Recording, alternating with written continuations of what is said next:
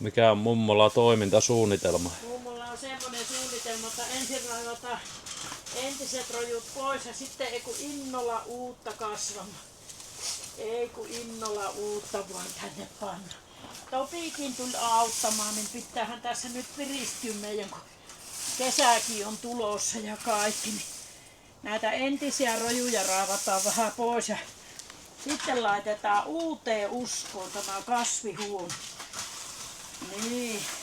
Joo, terve. Ja oikein hyvää alkavaa viikonloppua. Se on taas perjantai-päivä. Niin näin se vaan taas yksi viikko takana. Aika vauhdilla menee tää aika. Ja aika vauhdilla etenee nyt kyllä keväätkin. Niin vauhdilla, että mummokin innostui tosiaan tänne kasvihuoneeseen. Niin mummo tullut jo ruopimaan, kuule. Voi muualla pääse vielä ruopimaan, niin siellä on jo hyvä.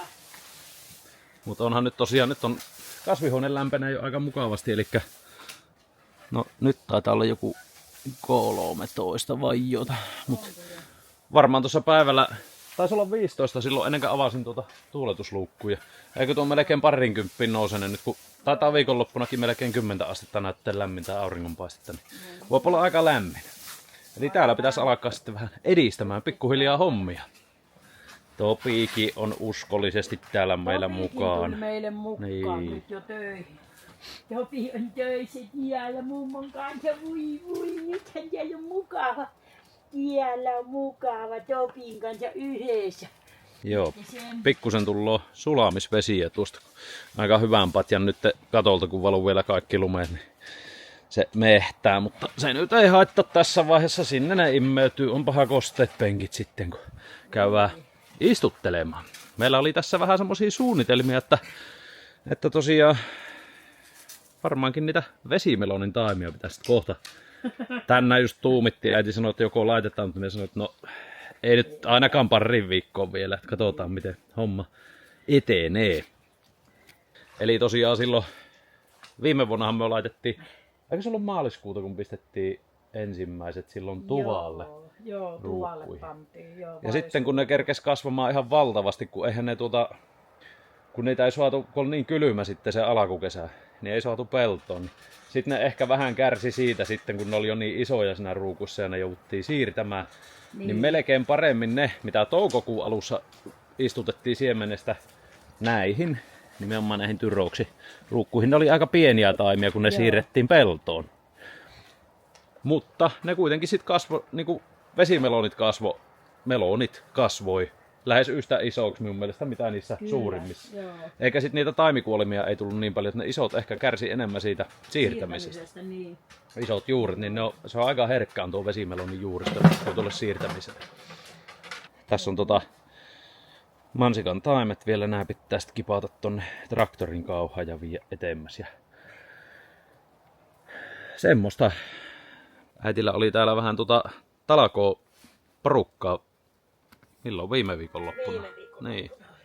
Tuntuu, että vasta meinasi sanoa pari päivää sitten, niin viikko on vierähtänyt jo siitä. Viikko vierähti, kun tehtiin vähän talkoota tässä kasvihuoneessa. Työ vähän raivasitte vanhoja kasvustoja pois, kun ne jäi raivaamatta. Sitten meillä on nämä, missä oli perunaa ja mansikkaa, nämä altaat, niin näihin varmaan vaihdetaan kanssa nyt mullat tässä ja pikkuhiljaa sitten. Ja laitetaan niihin jotain kivaa kasvamaan. Otetaan tähän väliin semmonen lyhyt ilmoitusluontoinen asia, eli hunajaa on nyt purkiteltu ja hunajaa on taas verkkokaupassa. Pehmeäksi kiteytettyä 3 eri vaihtoehtoa pullossa, 350 grammaa lasipurkissa ja 500 gramman lasipurkissa. Eli semmonen pienempi erä siinä nyt on, ja just tuli itse asiassa ilmoitus, että on tullut tonne kirkonkylälle noudettavaksi, niin pitää käydä purkkia hakemassa. Ja sitten minä luulen, että aika lailla kaikki loput viime vuoden sadosta niin saadaan purkkeihin tässä nyt sitten ensi viikon aikaan, uskoisin. Mutta semmoinen on hunajatilanne tällä hetkellä, eli verkkokaupasta löytyy, ei kun tilailemaan, jos kukaan vielä hunajaa haluaa. Sitten odotetaan seuraavaa satoa varmaan sinne. No, ei nyt ennen heinäkuuta ainakaan tulossa, heinäkuun loppupuolella sitten uuden sadon hunajaa. Toivottavasti kesä menee hyvin. Oikein iso pötkylä on jäänyt tänne. Sinne on jäänyt maissiviimoa. Pistähän multaa, niin kauan lähteekö itämään? Lähteekö siemenet, en tiedä, joo. Nää mielenkiinnosta nyt pitääkin kahtua, lähteekö maissi kasvamaan. Tästä. Tuo on melkein syötävän näköinen. Niin, mutta se on kuiva. On niin. Se on niin kuin kuivatetut maissisiemenet, se on semmoinen kova. En tiedä sitten, että onko ne vaurioitunut, onko ne kylmännyt, mutta kohan me kokkele. Eihän se olla, että ne ei. Mutta onhan tuossa nyt multoa, niin tökkää johonkin reunaan. On, mie kahon. Ei ole iso vaiva. Tuosta laittaa johonkin rasiaan ja pistää En me kyllä usko, että nää lähtee, kun nää... No, mutta kuivaneitahan ne on ne maissisiemenet, mitkä on... Niinhän ne kyllä on. Annahan kokeilla. Eihän tää nyt ota, jos ei annakaan. Maisit pitää aikanaan laittaa. Ne on sitten niistä saa satoja. Nyt se Topi odottaa. Tuossa se on tuossa ovella. Odottaa siihen. Laitetaan tähän johonkin, ihan vaikka tähän. Kun tuolla on purkkia, ihan tyhjäkin purkkia. No niin me vaikka laitetaan uuteen multaan tuonne. Tuolla on uutta multaa. Siihen vaikka. Minä nappasen tuosta uutta multaa, niin tokke. Lähtee. Olisiko nää pitänyt liottaa ensinnäkin tai kyllä ne siinä varmaan. Ei tätä nyt ehkä niin vakavasti kannata ottaa tätä kokeilla. En tiedä lähtöökö ne. Tää oli ihan jäässä silloin viikko sitten tää multa, nyt tää on ihan pehmi. Katoppa. Joo, kyllä se pitää tuoda nuo paalitkin tänne lämpenemään. Ehdottomasti. Nyt pannaan sinne niitä maissisiemeniä. On me muutamiitakin tuolla. Tämä on nyt silleen, jos ne nyt oikeasti vaikka vahingossa sattuisi lähdemään. Saap eroteltu. Niin, saap eroteltu. No kun ne saa pienelle... Annat aika runsaasti. No onhan näitä vaan. Ei ne kyllä kaikki lähtee. En kyllä usko, että ne kaikki lähtee. Niin ihmeessä. Niin, tietysti kaikki lähtee, niin niin. No sitten erotellaan nää tästä. Ei näissä nyt mikään ole tullut. Mikä Topi? Tuohon laitetaan ja jätetään tuohon miettimään sitten. No niin. Jätetään lämpimään paikkaa oikein tuohon oikein, mistä aurinko paistaa päivällä. Sinne reunalle varmaan joo. Sinne läks ensimmäiset istutukset. No niin, tuohon. Voi, siinä ne nyt nakottaa. Nyt tässä vähän näette, miten täällä kevät etenee. On monta päivää, kun tuosta lumikasaa siirsin pihasta pois, niin siinä on nurmikko jo ihan paljaana ja kohta vihertää. Hiilen sidonta lähtee sitten käyntiin ja tuolta mäeltä on tullut vähän lumia. Eilen piti tonkaa tuossa talon nurkalla, että emä kellariin vedet ja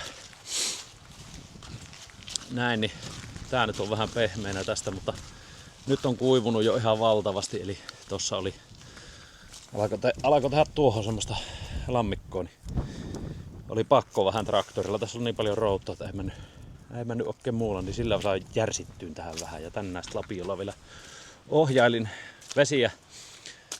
Tässä kun oli vielä tää jääpatja, kun tähän tehtiin sitä liukumäkkeä, niin sit se sitä myöten työnti tähän pihalle vähän tavallista enemmän. Mutta nyt kun tää on tästä aika kivasti jo sulanut, ja viime vuonna tehtiin, katsokaa tähän silloin niitä kasvimuopenkkiä sillä penkinvetokoneella. Ja se nyt sopivasti viettää vähän tuonne päin tommoset uraat, niin toimii stopparina. Eli nyt kun tullaan teiltä mäenrinteestä lisää vettä, niin sieltä lirpettää ja sitten männöö tonne. Eli ei mä enää nyt tonne sitten pihaamualle hyvin hirveesti.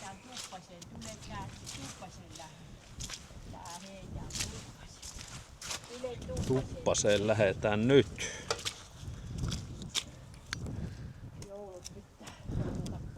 Kun Mauri tulossa trampoliinille. Niin, nyt lähdetään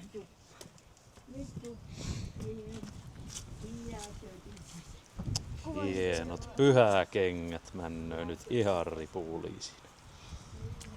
Ai, valkoiset. Ei oo enää, niin. Joo, mutta tässä on perjantain kuulumiset. Tosiaan vähän näette, että miten kevät täällä etenee. Vaikka nyt en ole ihan niin aktiivinen tämän kameran kanssa ollut, niin pitää se välillä tulla näyttäytymään. Tämmöstä täällä. Mutta hyvää viikonloppua tosiaan kaikille, niin palaillaan taas seuraavien videoiden parissa. Ei kun morjes.